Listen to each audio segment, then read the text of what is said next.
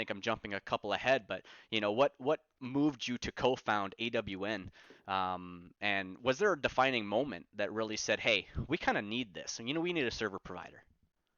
Yeah. It's funny the Squad Ops connection because it's actually they're the answer.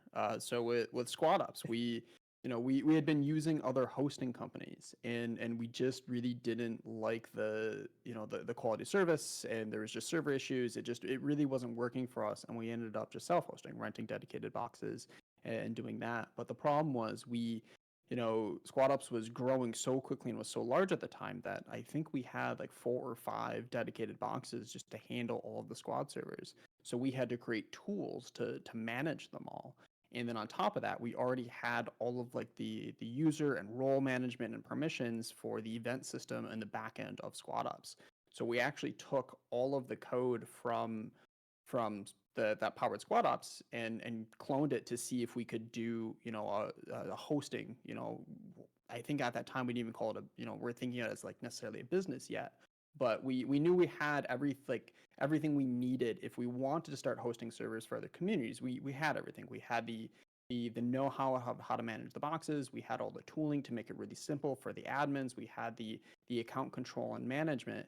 So then from there we went out over the first 6 months to see if any other communities were interested in using it as a service.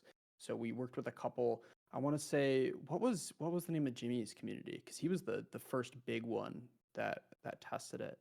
Um, Oh gosh, this is such old lore at this point. right?